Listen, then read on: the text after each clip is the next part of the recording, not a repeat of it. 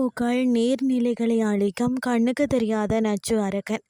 அதாவது பார்த்தீங்கன்னு சொன்னால் தீங்கு விளைவிக்கும் பாசிப்பூக்கள் என்பவை நன்னீர் மற்றும் கடல் நீர்நிலைகளில் அதாவது சயனோபாக்டீரியா போன்ற பாசிகள் அதிகப்படியான ஊட்டச்சத்துக்களால் மிக வேகமாக வளர்ந்து நச்சுக்களை வெளியிட்டு ஆக்சிஜனை குறைத்து நீர்வாழ் உயிரினங்களை கொன்று மனித ஆரோக்கியத்திற்கும் சுற்றுச்சூழலுக்கும் கடுமையான பாதிப்புகளை ஏற்படுத்துகிறதாம்.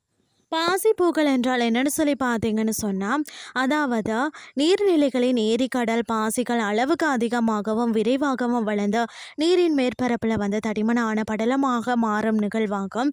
இவை நன்னீர் மற்றது கடல் நீர் இரண்டிலையும் பார்த்தீங்கன்னா உருவாகலாம்.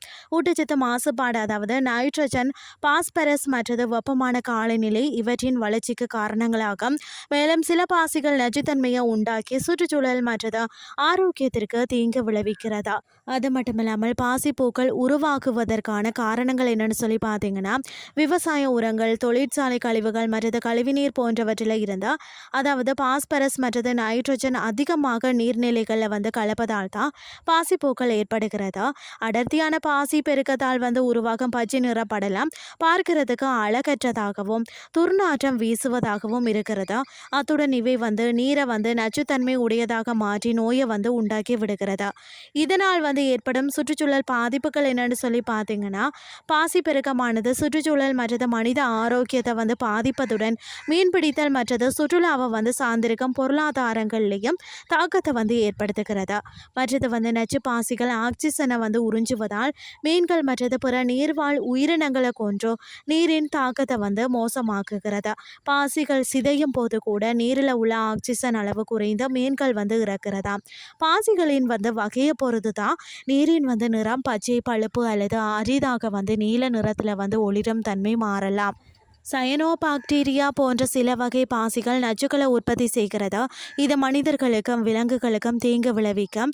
நச்சுத்தன்மை உள்ள பாசிகள் உள்ள நீரில் நீந்துவது அல்லது அந்த நீரை உட்கொள்வது மனிதர்கள் மற்றது செல்ல பிராணிகளுக்கு தோல் எரிச்சல், கண், மூக்கு, வாய் பாதிப்பு மற்றது கடுமையான உடல் நல கோளாறுகளை உண்டாக்கும்.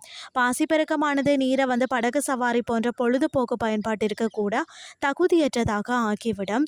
இது சுற்றுச்சூழல் சமநிலையை பாதிக்கும் ஒரு முக்கியமான நீர் மாசுபாட்டு நிகழ்வாகும். அடர்த்தியான பாசிப்படலம் சூரிய ஒளி தண்ணீருக்குள்ள செல்வதை தடுப்பதால் தான் நீருக்கடியில் உள்ள தாவரங்கள் மற்றது பிற உயிரினங்கள் ஒளி சேர்க்கை செய்ய முடியாமல் அழிக்கின்றன. இது நீர்நிலைகளின் இயற்கையான சுய சுத்திகரிப்பு திறனை சிதைத்து பல்லுயிர் தன்மையை பாதிக்கிறது. நீர்ப்பாதைகளில் பார்த்தீங்கன்னா பாசிப்பூக்கள் தென்பட்டால் அந்த நீரில் குளிப்பதையோ சமைப்பதையோ செல்ல பிராணிகளை விடுவதையோ தவிர்க்க வேண்டும். பெரும்பாலான பாசிப்பூக்கள் பார்த்தீங்கன்னா ஆபத்து இல்லாதவை. ஆனால் சில பாசிப்பூக்கள் நச்சுத்தன்மை கொண்டவை. எனவே நீர்நிலைகளில் உரங்கள் மற்றது கழிவு நீர் கலப்பதை தவிர்ப்பது பாசிப்பூக்களை கட்டுப்படுத்த உதவும். இன்றைய கிறிஸ்டி உங்களுக்கு பிரயோசனமாக அமைஞ்சிருக்கும்னு சொல்லி நானும் நம்புகிறேன். இதே மாதிரி மற்றும் ஒரு கிறிஸ்டின் வாயிலாக உங்களை சந்திக்கிறேன். நன்றி.